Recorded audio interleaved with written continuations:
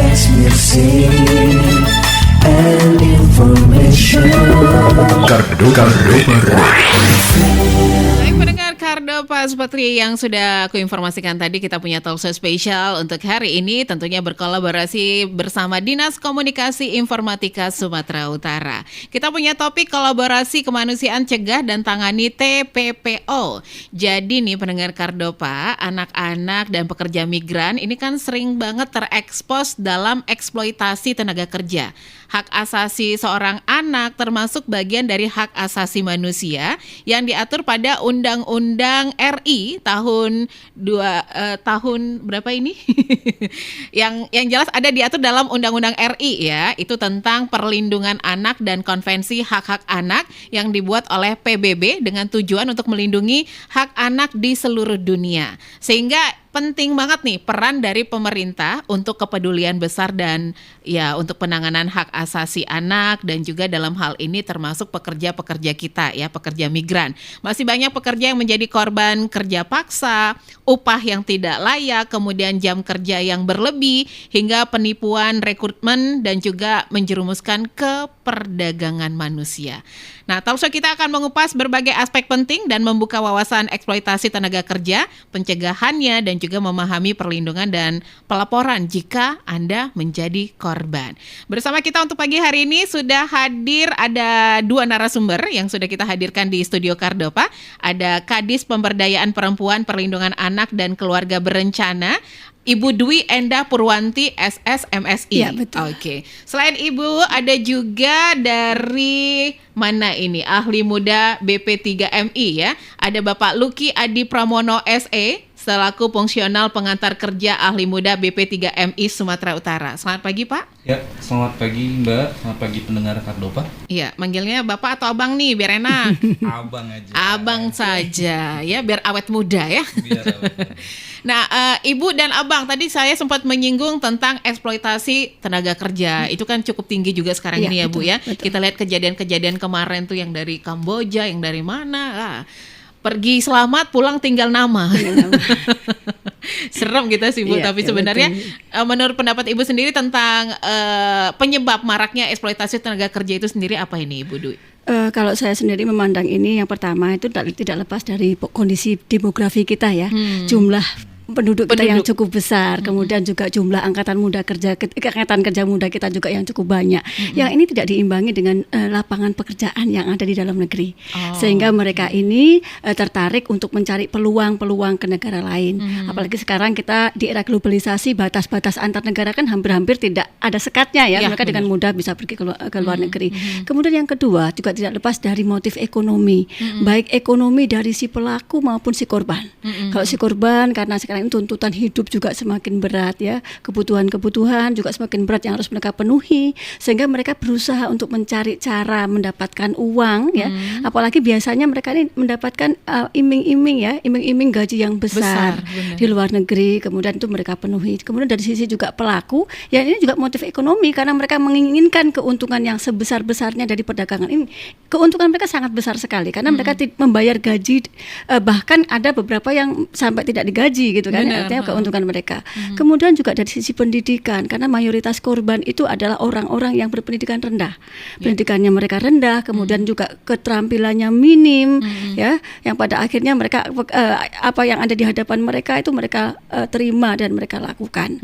Yang tentunya ini juga tidak lepas dari kemampuan bahasa juga ya, karena mereka itu juga memiliki kemampuan bahasa yang rendah, sehingga mereka ini sangat rentan untuk menjadi korban dari kekerasan atau tindak pidana perdagangan orang. Itu yang pernah ketidaktahuan juga tadi. Ketidaktahuan ya, informasi juga yang sangat terbatas.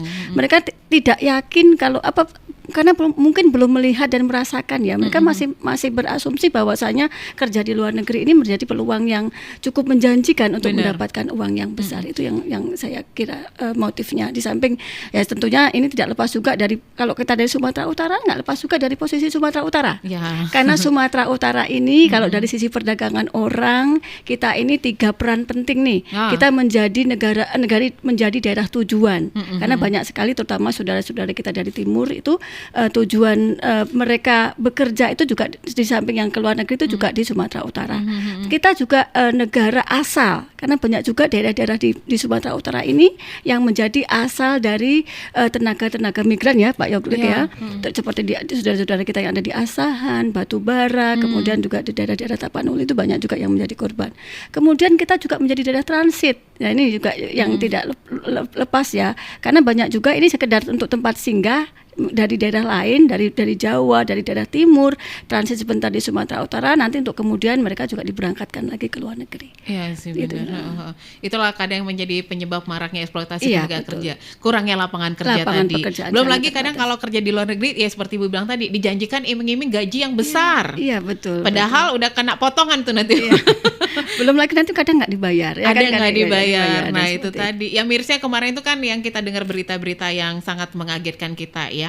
Pemerintah juga kayaknya kemarin tuh ada menyelamatkan beberapa tenaga kerja yang mau dikirim kemana kemarin tuh nggak sempat diselamatkan oleh Itu yang pemerintah. ke Myanmar ya. Myanmar. Yang Myanmar. Dan Ada kita juga beberapa orang tuh kemarin. Bulan Maret itu kita juga melakukan pemulangan. Iya, ya. pemulangan, benar. Secara keseluruhan di Indonesia itu sekitar 564 Iya, ya. benar.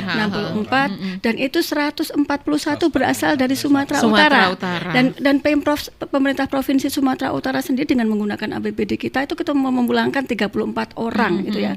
Itu pas menjelang Lebaran itu ya Pak Luki ya, saya Pada saat bersama-sama dengan bulan Pak puasa Luki menjemput mereka di bandara, dan mereka memang anak-anak muda yang sebagian juga tidak memiliki pengalaman untuk bekerja di luar negeri, dan ini yang poin penting ya, ketika kita lakukan wawancara dengan mereka itu mayoritas mereka itu sudah mengalami kekerasan. Di setrum itu hampir semua ya Pak ya, dari 34 Iya, saya pernah dengar itu. tuh Bu, di setrum Iya. belum lagi yang katanya ginjalnya diambil lah. Iya. Serem kita Bu. Kalau ini BPTKM ini yang lebih berpengalaman. Nah, ini dalam gimana memulai. menurut Abang nih, gimana nih? Enaknya manggilnya Bang siapa nih? Bang Luki. Bang Luki. Gimana Bang Luki tanggapan Abang terkait kerja di luar negeri, katanya enak gaji besar tapi bahaya mengintai nih. Nah, oke. Kerja di luar negeri merupakan suatu peluang yang sangat baik, Bu. Iya, Karena kondisi yang seperti sudah disampaikan oleh Bu Dwi, sulitnya lapangan kerja di Indonesia. tidak bisa kita pungkiri. Hal tersebut adalah fakta. Namun, sehingga menjadi peluang kerja di luar negeri merupakan jadi pilihan yang sangat strategis. Cuma yang perlu diperhatikan adalah berangkatnya harus secara prosedural. Ya, benar. Fahami, telaah informasi-informasi yang diterima di media sosial, karena kebanyakan mereka-mereka yang berangkat ini Terjebak, benar. Sebagian berapa persennya itu terjebak dari informasi yang mereka dapat di sosial media. Kemudian ada fakta menarik juga. Tadi udah sampaikan Bu Dwi mungkin faktor-faktor kenapa mereka akhirnya menjadi korban eksploitasi. Ada satu hal yang sebenarnya kita juga harus sampaikan, bahwasannya ada pengaruh dari media sosial terkait gaya hidup. Gaya hidup. Jadi Oke. untuk mencapai gaya hidup tersebut, mereka akhirnya nekat untuk Ya. pengen kaya Ya. dengan cara yang instan. Oke.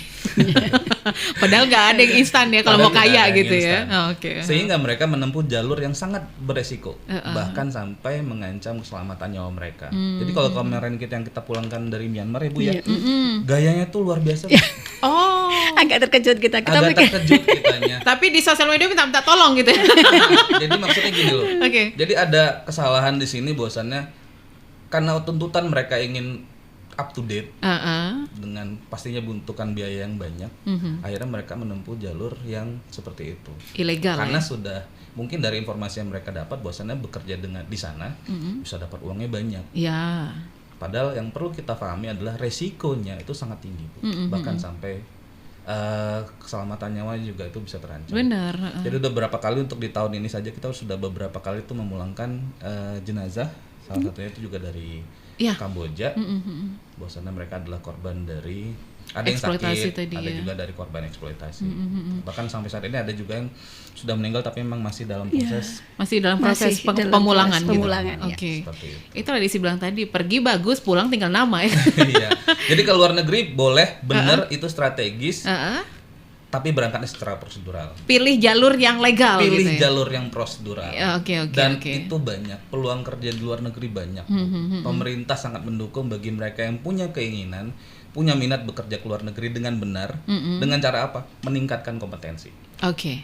Pengen Meningkatkan masuk- kompetensi. Meningkatkan kompetensi. Yang paling penting apa? Menguasai bahasa asing. Bener sih. Itu paling penting. Ya istilahnya kita tinggal di suatu daerah, kalau kita nggak ngerti bahasanya kan Bener. bingung kita ya. Bener. Jangan kita blow on jadi nggak ngangok-ngangok. akhirnya ujung-ujungnya kena tipu Bener. gitu kan ya. Karena faktanya kebanyakan memang dari kita tuh pekerja dari Sumatera Utara yang bekerja secara prosedural ke luar negeri itu bekerja di negara Malaysia. Oh, oke. Karena mungkin lebih mudah. Bahasanya lebih Bahasanya mudah. kan mirip-mirip ya Mbak ya.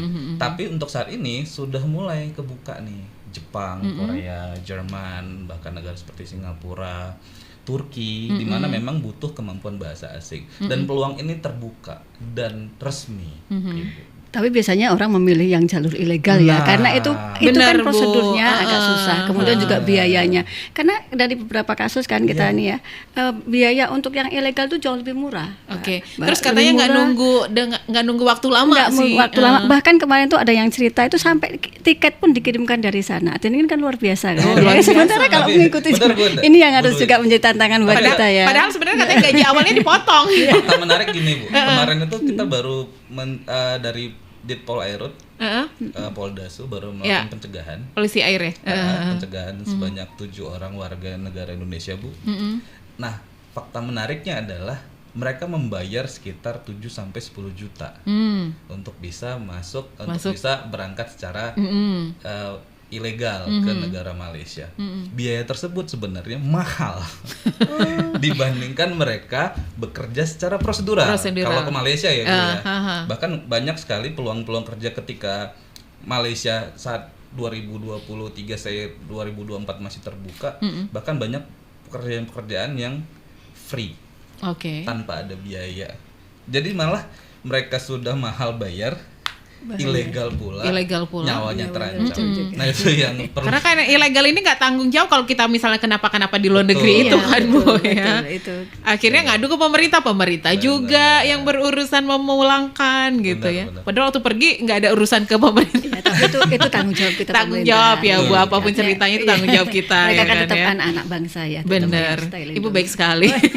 Tetap harus dilindungi. Ya, Tetap Bu. harus dilindungi karena kan ada undang-undang yang melindungi juga ya kan, benar. Tapi sebenarnya apakah Indonesia sendiri memiliki undang-undang yang mengatur tentang perlindungan tenaga kerja di Indonesia nih Bu? Oh, kalau dari Undang-Undang Tenaga Kerja mungkin Pak Logi ya. Tapi Ya, oke. kalau kami Oke. sendiri berpedoman dari ada Undang-Undang Nomor 35 tahun 2014 itu tentang perlindungan anak ya. Di sana kan jelas terutama bagi pekerja anak itu juga sudah jelas. Kemudian kita juga ada Undang-Undang Nomor 21 tahun 2007 tentang tindak pidana perdagangan orang. Nah, ini yang selalu menjadi panduan kita bagaimana menyelamatkan terutama anak-anak kita yang menjadi korban dari kekerasan perdagangan orang. Oke. Tapi kalau Undang-Undang Tenaga Kerja saya rasa banyak ya Pak Lugi dari Ada. sini ya. Oke, Jadi ada undang-undang tenaga kerja. Heeh. Undang-Undang 18 tahun 2017 Ibu tentang pelindungan pekerja migran Indonesia, kemudian ada Undang-Undang 13 tahun 2003 tentang ketenaga kerjaan. Itu untuk yang lebih mungkin ke dalam negeri. Tapi kalau untuk di luar negeri untuk pekerja migran Indonesia itu Undang-Undang 18 tahun 2017. 2017. Oke, ada undang-undang yang mengatur tapi pada kenyataannya banyak yang melanggar undang-undang ya. Nah, itu yang sedang kita upayakan bagaimana masyarakat bisa memahami itu. Itu benar sekali. Mungkin tadi kurangnya pemahaman Betul. terus ya. Ya tadi dibalik dari motif mereka yang memang jadi mengutamakan motif, wah ini ekonomi kita susah nih, kita harus. Ya. Padahal sebenarnya ada banyak pilihan. Kalau saja mereka mau meningkatkan kompetensi. Oke. Jadi males meningkatkan kompetensi, tapi pengen sukses. Ini yang sebenarnya susah, Bu. Makanya pemerintah juga sedang berupaya untuk mengupayakan bagaimana menyediakan fasilitas-fasilitas peningkatan kompetensi bagi calon-calon pekerja. Dan juga kita sedang mendorong juga, Bu, berkolaborasi dengan pemerintah daerah, pemerintah provinsi bagaimana bisa memfasilitasi hal ini untuk memberikan wadah pelatihan kompetensi yang tersertifikasi bagi calon pekerja migran untuk bisa berangkat dengan skill Ya. sehingga mereka lebih dihargai ketika Berarti berada ada di balai luar pelatihannya dulu ya. negeri. Iya, Ibu, seperti itu. Bagus sih seperti itu, ada dilatih dulu. Jadi kita di sana juga nggak jadi yang seperti kenyataan sekarang nih Bu, banyak yang menjadi sia-sia, dijanjikan kerja ternyata di sana dijual. Iya.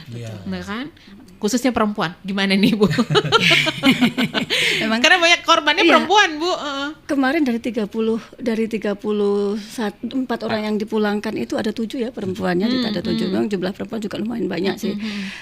Memang kalau kami dari sisi perempuan sendiri ya memang budaya patriarki kita di masyarakat ini ya, yang seringkali juga membuat perempuan ini juga memegang peran ganda ya. Bagaimana perempuan harus juga menjadi tulang punggung keluarga. Ini kan banyak kasus begitu ya. Walaupun dia perempuan, tetapi dia harus menjadi tulang punggung keluarga.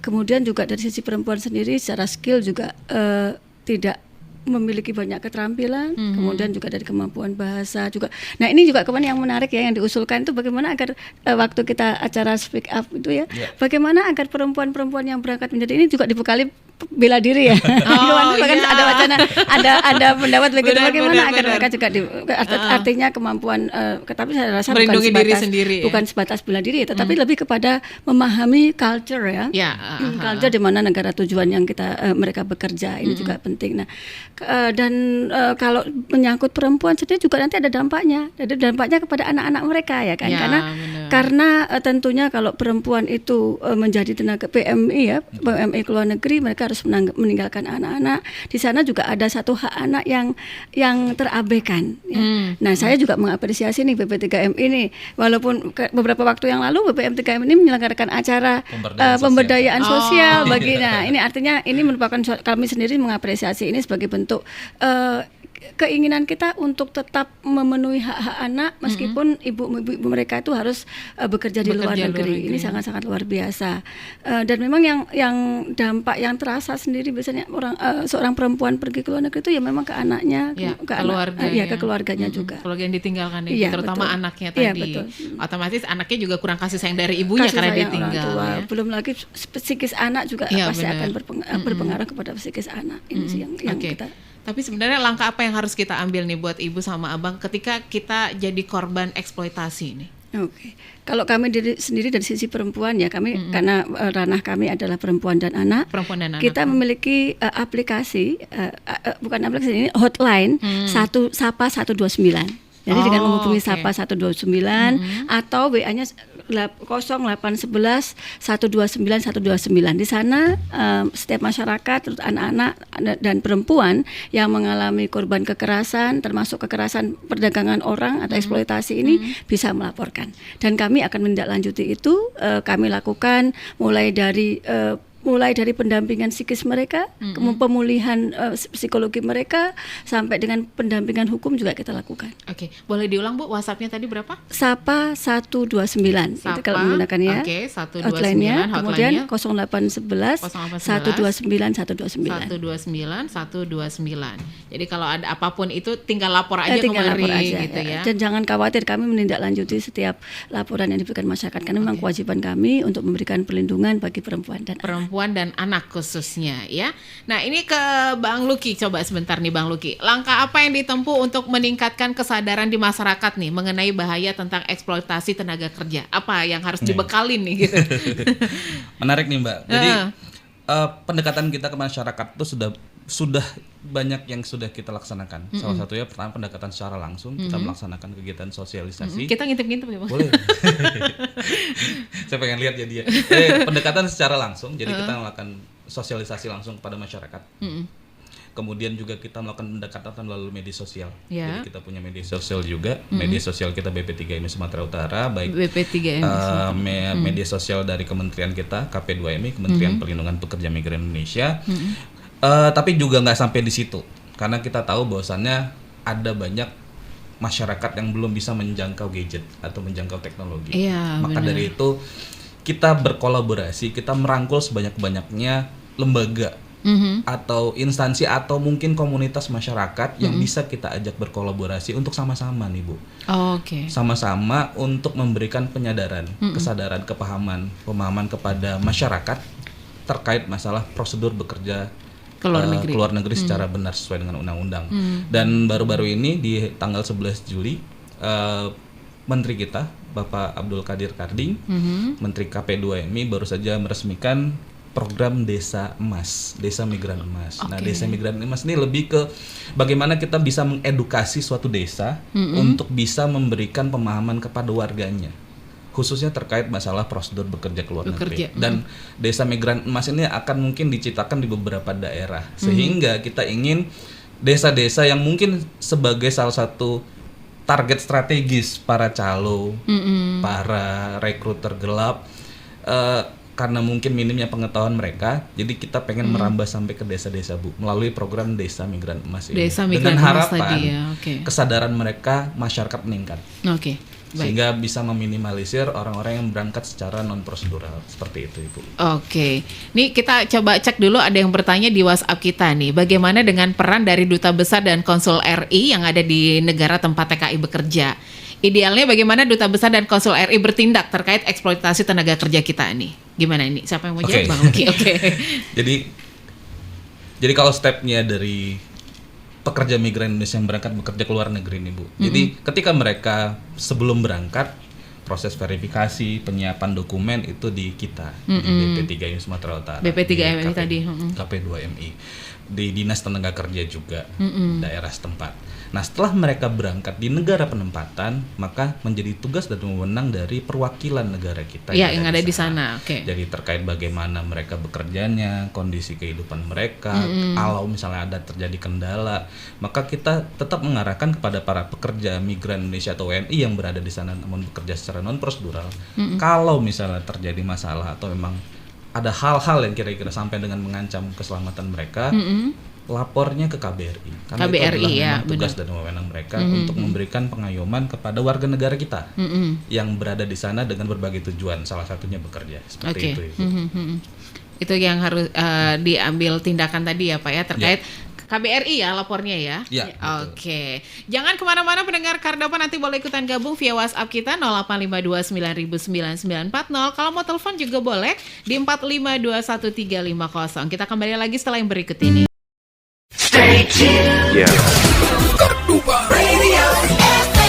Satu untuk tetap jadi nomor satu. Talk Radio.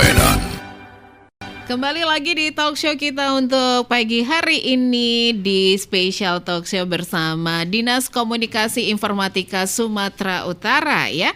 Masih ngebahas tentang topik kolaborasi kemanusiaan cegah dan tangani TPPO. Jangan lupa untuk live streaming kita www.kardopafm.co.id dan juga untuk live Facebook di Facebook Kardopa 994 FM.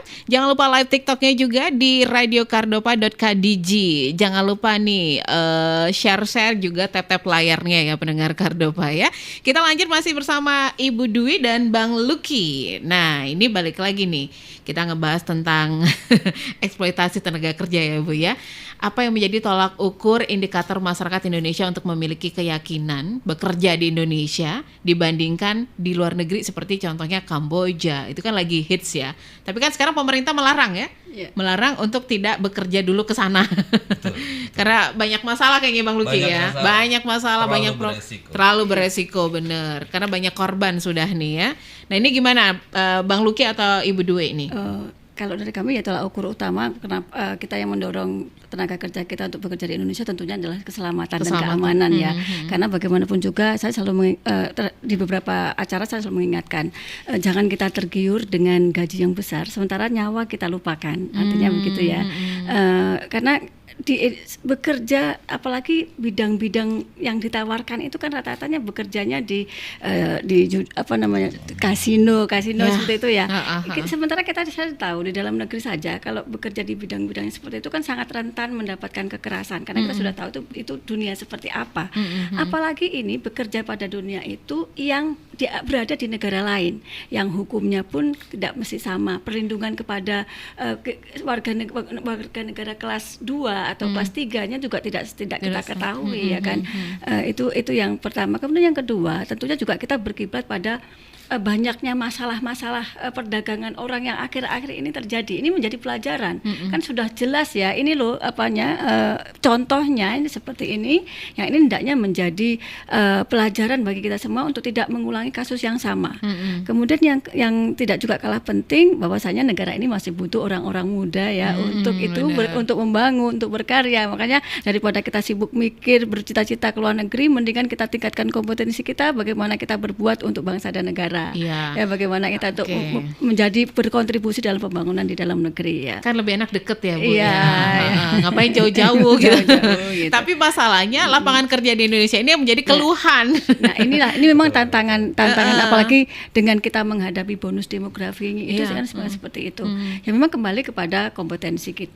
kita, apalagi sekarang kan pemerintah mendorong juga kewirausahaan, Kewirausahaan. ya. Karena kalau kita bergantung pada sektor-sektor formal, kemudian apalagi untuk menjadi pegawai negeri, tentunya kan ini akan persaingan, ya. Makanya mari kita ciptakan lapangan-lapangan kerja baru, ya kan, ini makanya pemerintah mendorongnya ke arah sana. Ke arah Oke. situ ya. Gimana nih kalau Bang Luki? Kenapa memilih indikator masyarakat untuk memilih keyakinan Kalian bekerja di Indonesia aja gitu? Resiko yang terlalu tinggi Mm-mm.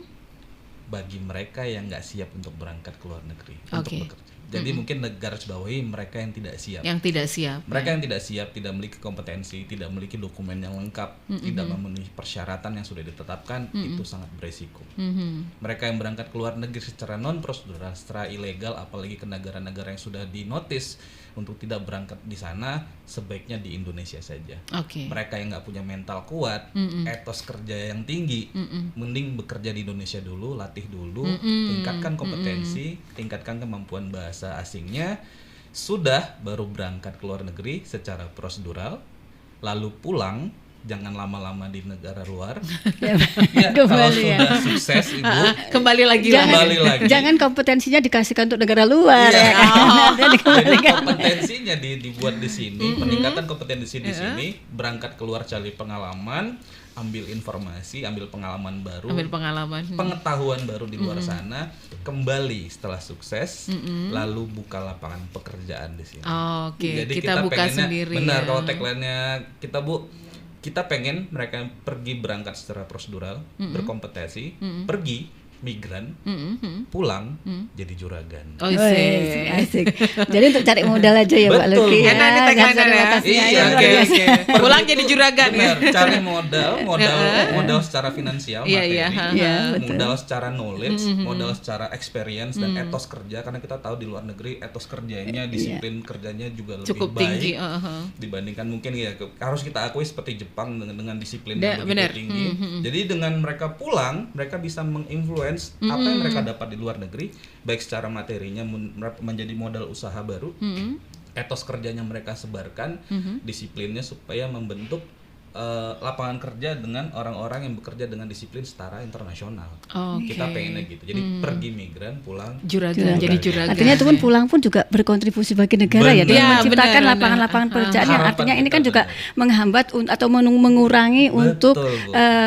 jumlah pengangguran kita. Jumlah pengangguran, Terakhir juga benar. semakin sedikit juga yang kita harapkan akan pergi ke luar negeri, ya kan? Oh, Ya. oke, iya sih. Kita nggak berharap lama-lama. Iya, nggak Bu. berlama-lama. Jangan Ya. lama-lama ya di negara orang ya. Karena ada kebablasan bekerja di negara orang keenakan sampai 10 tahun, 12 tahun, 15 tahun.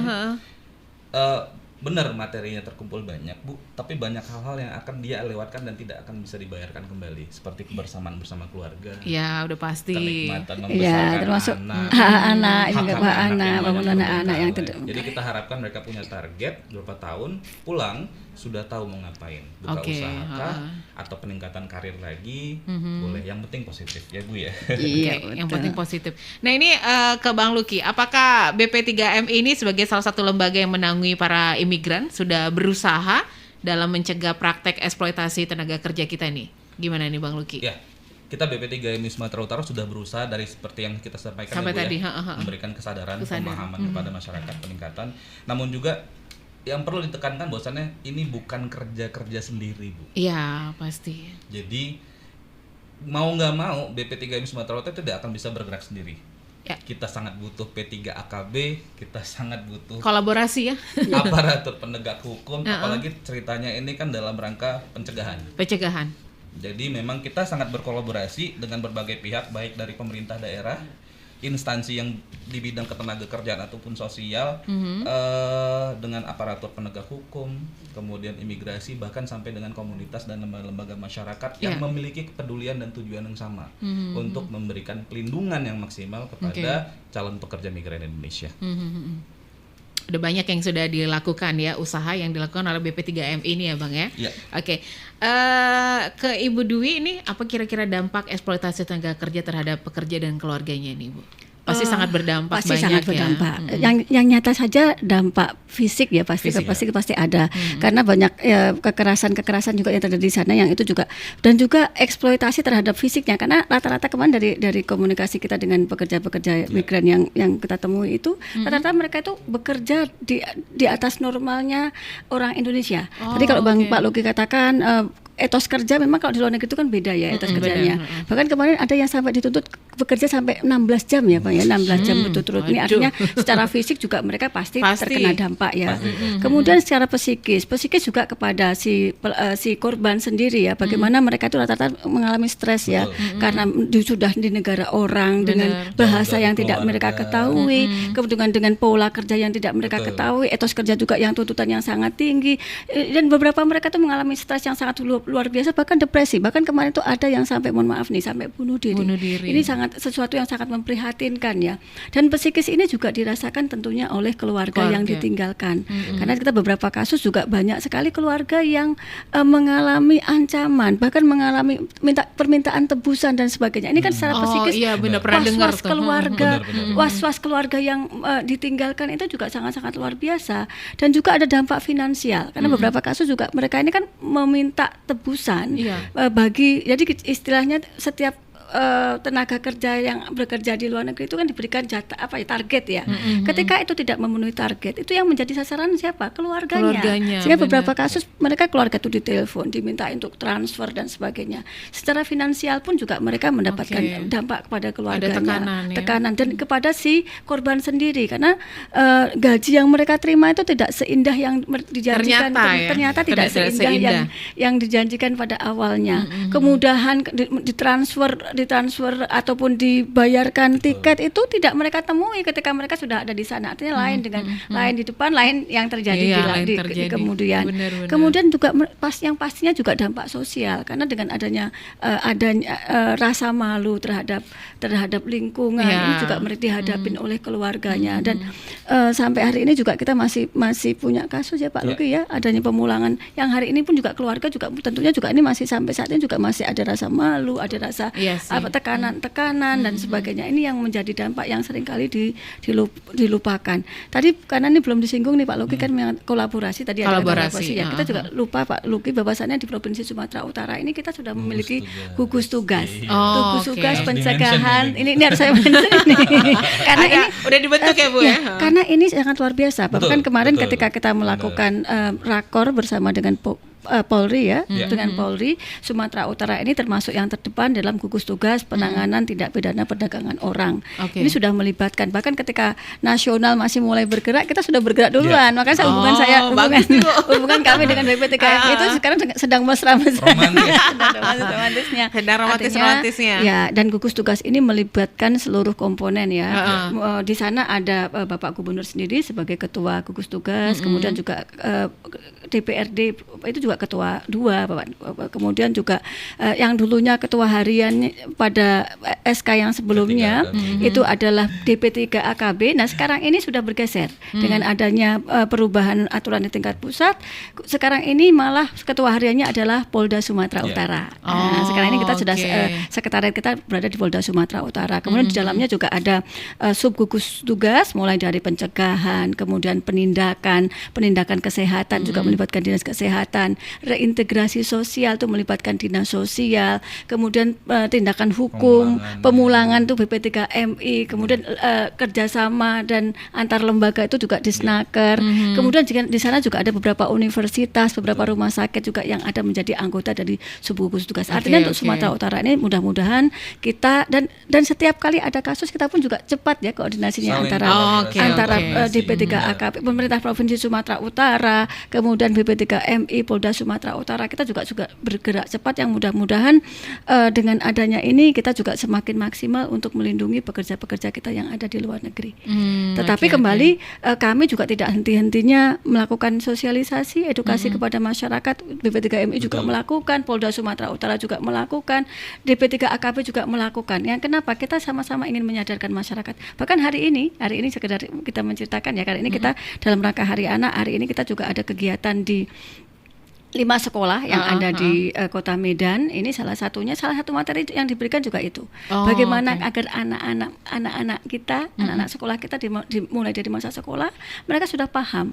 Karena kebanyakan tenaga muda yang Ya, berangkat betul. itu karena tidak paham. Tidak paham, benar. Bahkan kemarin di beberapa sosial media kita agak sedih ya, ada seorang remaja yang dia menunjukkan wah ini seakan-akan itu suatu bangga kita ini udah dapat tiket ke Kamboja. Cuman kita jadi mikir ini gimana ya caranya? Aduh, gitu. Gimana nih? Nah, ini artinya edukasi. Kita udah takut nih ke Kamboja nih. Ini dia dengan bangganya mengupload ke Kamboja. Seakan-akan ini ke Kamboja lo gue kan begitu. Kita orang yang melihat udah was-was, aduh gimana Was-was ya? kita bener. Bagaimana menyadarkan? Nah, artinya apa? Ini anak-anak remaja kita juga mulai harus disadarkan ya bahwasanya bahaya TPPO pada nantinya yang mereka hadapi sebagai pegawai migran ilegal. Kemudian juga bagaimana mereka harus meningkatkan kompetensi agar mereka juga tidak mudah menjadi menerima iming-iming dari Iya, benar.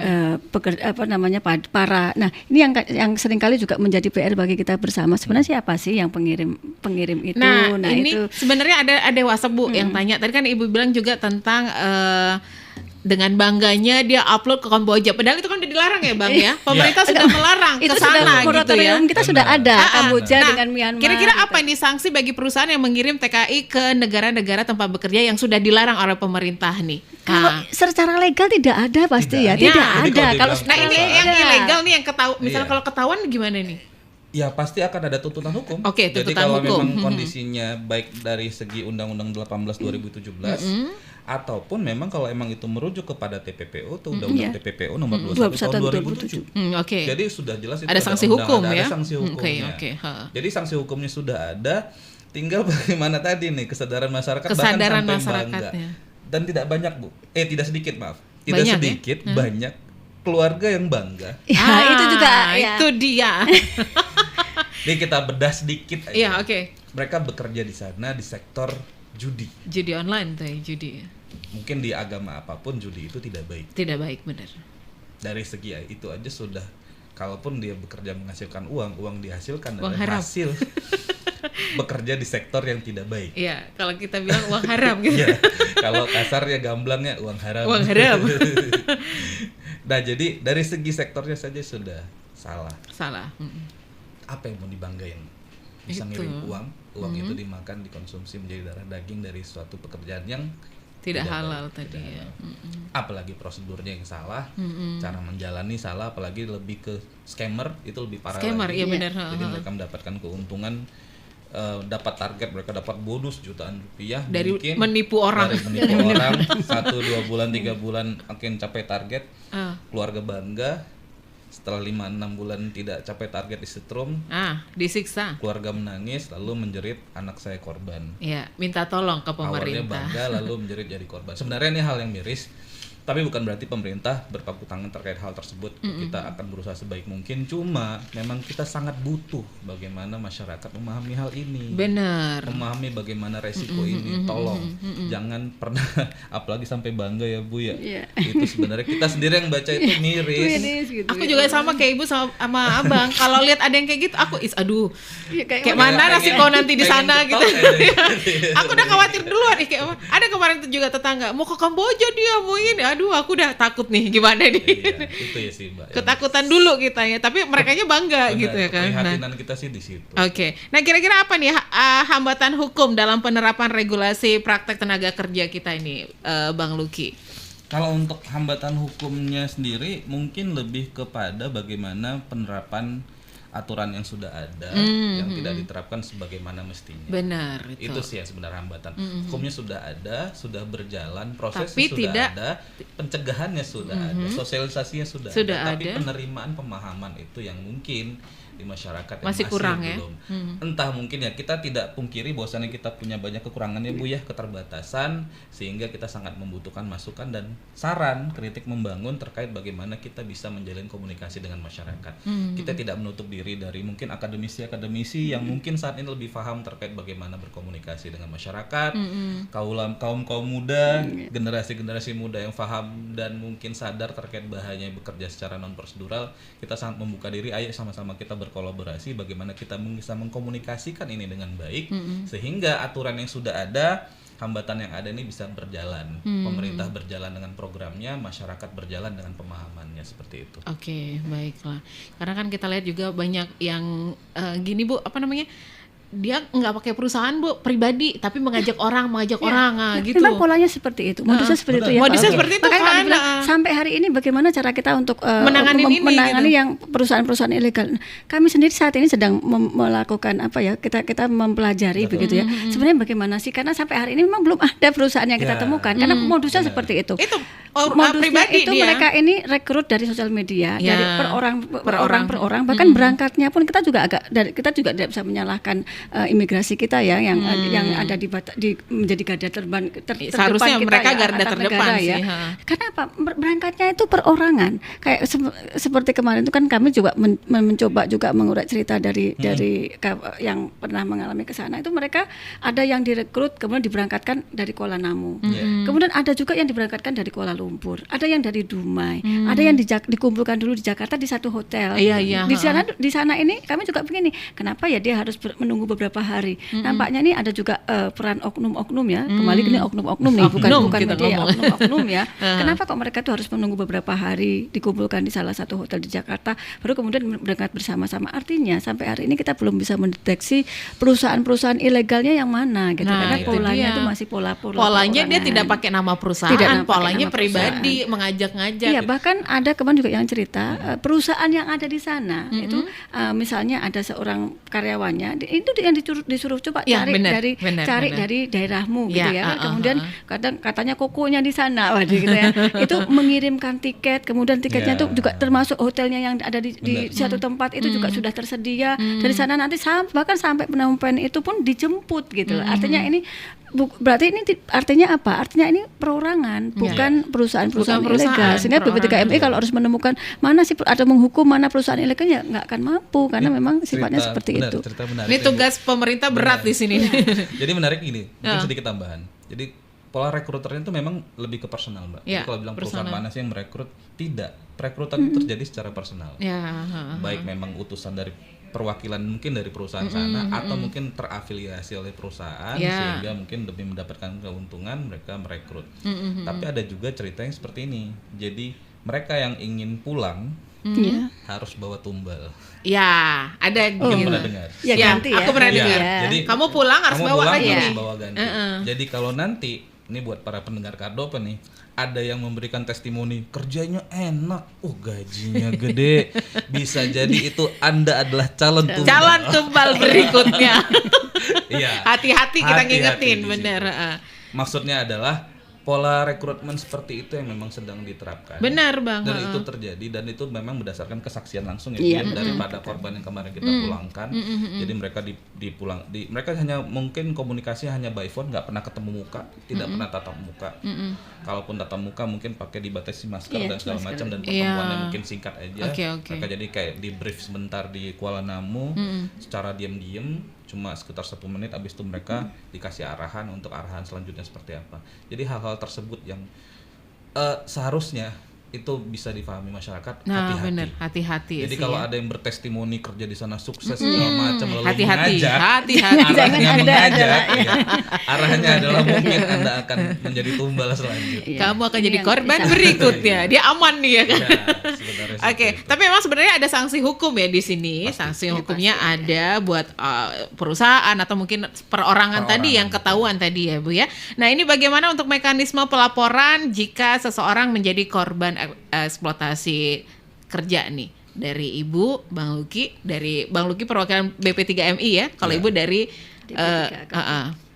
Kalau dari kembali tadi ya kami kalau dari DP3AKB kami menerima laporan, sebenarnya laporan langsung juga bisa karena Langsung kita juga datang aja ke langsung datang kantor ke ya. kantor kita juga bisa. Kita memiliki UPT pelayanan perempuan dan anak ya yang ada di sebelah kantor kami.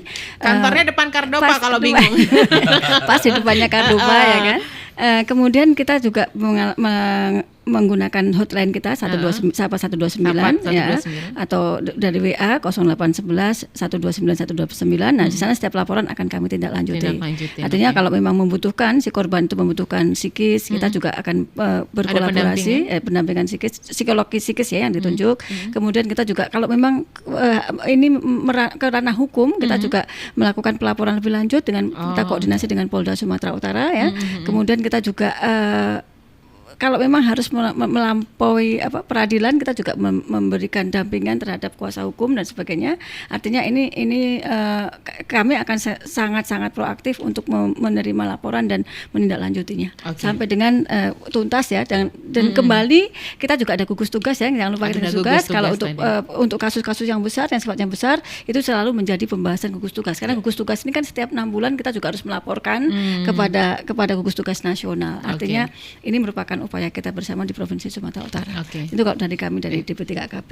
Ya, kalau BP3MI Sumatera Utara, kalau kita sarankan kalau memang ada isu-isu terkait TPPO di lingkungan para pendengar Kardopa, yang pertama kali adalah laporkan ke aparatur pemerintah setempat, lurah kah, camat kah, atau kalau memang bisa ke dinas tenaga kerja wilayah setempat, kabupaten kota. Atau kalau mau melaporkan terkait, wah Pak, ini ada keluarga saya kok sudah 2 minggu nggak ada komunikasi, dia bekerja di negara ini, tapi dia bekerja secara prosedural Pak. Itu kalau mau lapor ke kantor kita juga boleh, ke kantor BP3MI Sumut, Jalan Pendidikan nomor 357 Marindal. Untuk teleponnya itu 0811 6.650, atau mau ke call center kita langsung ke pusat, ke kementerian di 0800 1000 untuk dalam negeri. Untuk luar negeri itu di 02129244800, atau di WhatsApp pengaduan kita di 0811 80 80 141. 80 80 141. Oke, itu tadi udah dibuka nih pendengar Kardopa, kalau mau lapornya kemana. Kalau ke Dinas Pemberdayaan Perempuan dan Anak tadi ada hotline-nya ya Bu ya, Sapa 129, WA-nya 0811 129 129. Kalau mau datang langsung juga langsung dilayani ya Bu ya. Kalau bingung kantornya di mana, depan Radio Kardopa. Cari Kardopa dulu baru di depannya. Kalau Kardopa udah pada tahu, tinggal nyebrang. Makanya ibunya kalau nggak datang kita jemput. Nah, kalau untuk BP3MI tadi ada langsung ke pusat juga bisa ya Bang ya? Bisa. Atau langsung ke kantornya di jalan apa tadi Bang? Marindal ya? Jalan Pendidikan. 357 Marindal 1. Bisa juga ke 0811 6.650 tadi ya Bang ya? Oke. Nah, ini waktu kita tidak banyak lagi Bu. Pengen menyampaikan apa ini buat pendengar Kardopa, khususnya seluruh masyarakat Sumatera Utara yang sedang dengari talkshow kita terkait bahasan kita nih Bu, mencegah dan menangani TPPO ini Bu. Kepada masyarakat Sumatera Utara, terutama kaum muda ya, saya memberikan pesan untuk hati-hati terhadap iming-iming maupun bujukan-bujukan, rayuan-rayuan untuk bekerja luar negeri. Pastikan kita bekerja di luar negeri itu pada jalur melalui jalur yang legal. Kemudian kita juga mengajak seluruh komponen masyarakat ya, termasuk tokoh-tokoh masyarakat, mari kita peduli terhadap masalah ini, bagaimana menyelamatkan anak-anak kita dari tindak pidana perdagangan orang, dari bekerja di luar negeri melalui jalur ilegal. Dan mari kita bersama-sama melindungi anak-anak bangsa ini agar mereka tidak terjerumus pada rayuan-rayuan untuk bekerja di luar negeri, dan mari kita dorong mereka untuk menjadi SDM yang berkualitas yang dapat berkontribusi bagi bangsa dan negara. Oke, baik. Bang Luki, ada yang pengen disampaikan Bang Luki? Silakan. Pertama, ini bukan kerja sendiri terkait masalah isu terkait masalah pemberangkatan atau TPPO, bukan kerja kita sendiri. Pemerintah dan masyarakat harus saling merangkul, saling berkolaborasi untuk memberikan penanganan terkait masalah pelindungan pekerja migran Indonesia. Harapan kita, pekerja kita, kaum muda kita, calon pekerja kita memiliki kompetensi yang baik, memiliki kemampuan untuk meningkatkan kemampuan bahasa asing supaya mereka bisa berangkat secara prosedural menjadi pekerja migran dan pulang jadi juragan. Baiklah, terima kasih Ibu Dwi, Bang Luki, waktunya sudah ngobrol bersama kita untuk pagi hari ini. Sedikit pemahaman juga ya Ibu ya sama Bang ya untuk pendengar Kardopa. Silakan nih kalau misalnya ada terjadi hal-hal yang tidak sesuai ya, menjadi korban eksploitasi tenaga kerja, harus berani lapor ya Bu ya, berani melapor dan saling menjaga agar praktek-praktek seperti ini tidak terjadi lagi di sekitar kita ya. Terutama hati-hati juga dengan iming-iming tadi ya Bu ya. Jangan tergoda dengan gaji gaji yang besar atau yang enak lah beginilah. Anda korban selanjutnya. Anda korban selanjutnya. Jadi mari sama-sama kita wujudkan lingkungan kerja yang adil, aman, bermartabat sesuai dengan cita-cita kita membangun bangsa yang berkeadilan sosial tentunya ya.